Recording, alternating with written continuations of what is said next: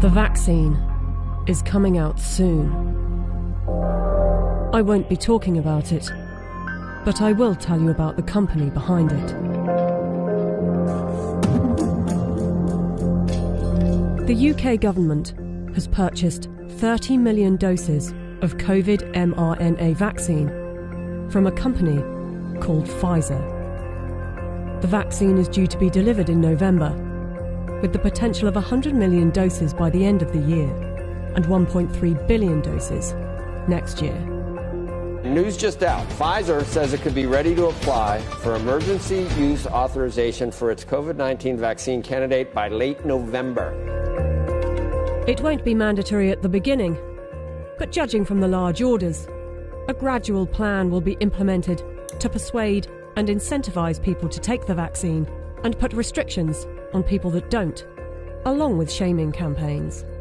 I want to tell them that their decision, they need to understand, will not affect only their lives, which at the end of the day, it is their judgment, but will affect the lives of others. Because if they don't vaccinate, they will become the weak link that will allow this virus to replicate.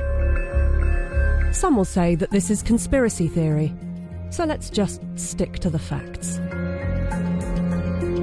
The government trusted Pfizer to vaccinate the British people, so it's logical to want to inquire into the company's track record in safety and ethics.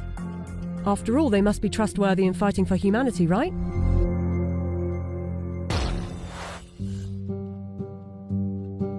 Pfizer made itself one of the largest pharmaceutical companies in the world by purchasing its competitors and through aggressive marketing tactics. What I'm about to tell you is only 20% of their rap sheet. Otherwise, this video would be hours long. But you can go to our website where you can see the full list. Pfizer received the biggest criminal fine in US history as part of a $2.3 billion settlement with federal prosecutors for mispromoting medicines and for paying kickbacks to compliant doctors. Pfizer pleaded guilty to misbranding the painkiller Bextra by promoting the drug for uses that were not approved by medical regulators. In the 90s, they were involved in defective heart valves that led to the deaths of more than 100 people. The company had deliberately misled regulators about the hazards. The company agreed to pay $10.75 million to settle Justice Department charges. Pfizer also had a class action suit with a $60 million settlement over Resolin, diabetes medication, that resulted in patients dying from acute liver failure, said to be caused by the drug.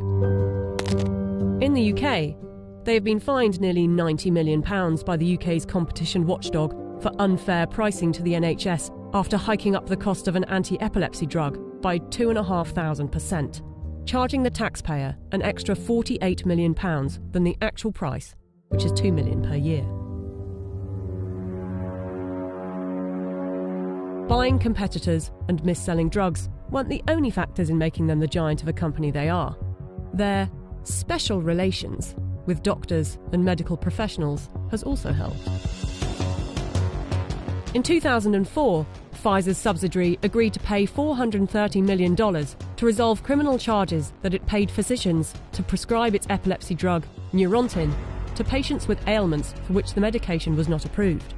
In 2010, a federal jury found that Pfizer committed racketeering fraud in its marketing of the drug. Pfizer disclosed that during a 6-month period the previous year, it had paid $20 million to some 4,500 doctors and other medical professionals for speaking on the company's behalf. In 2012, the US Securities and Exchange Commission announced that it had reached a $45 million settlement with Pfizer to resolve charges that its subsidiaries had bribed overseas doctors and other healthcare professionals to increase foreign sales.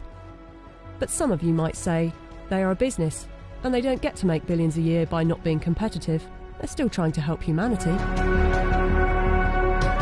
Pfizer was sued in a US federal court by Nigerian families who accused the company of testing a dangerous new antibiotic called Trovan on children without parents' consent and using their children as human guinea pigs.